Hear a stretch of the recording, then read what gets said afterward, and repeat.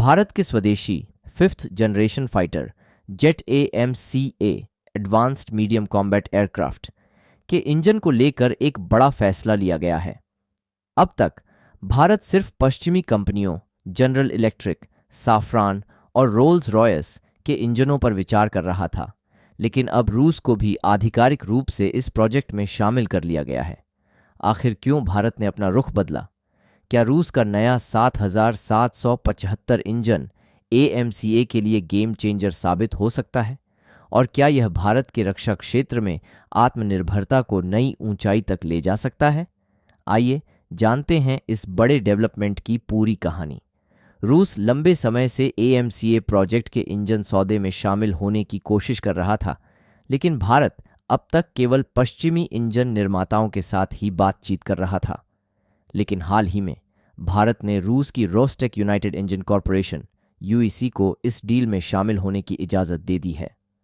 रूस ने इस प्रोजेक्ट के लिए 1775 इंजन पेश किया है, जो Su-57 फेलॉन में इस्तेमाल होने वाले AL-41F1 और उससे भी एडवांस AL-51 का हाइब्रिड वर्जन है।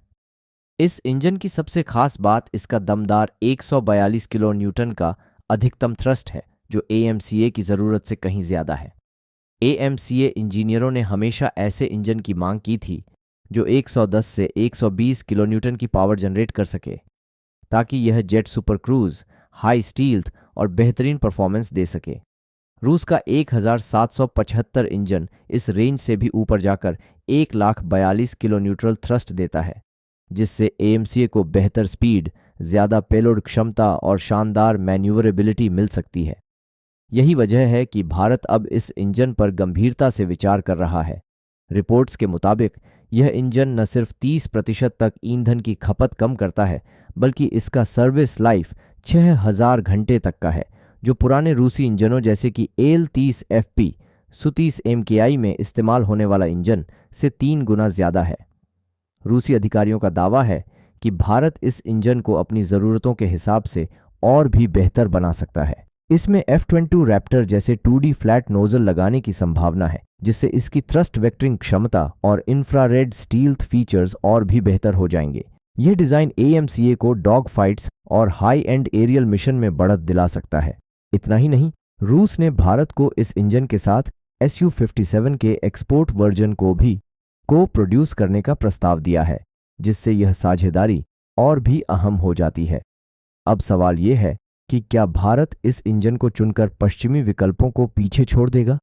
GKF छोटी और साफरान के प्रस्तावित इंजन के मुकाबले क्या रूस का 1775 AMCA के लिए बेहतर विकल्प साबित होगा, या फिर भारत अपने खुद के स्वदेशी इंजन के विकास पर ही ध्यान देगा?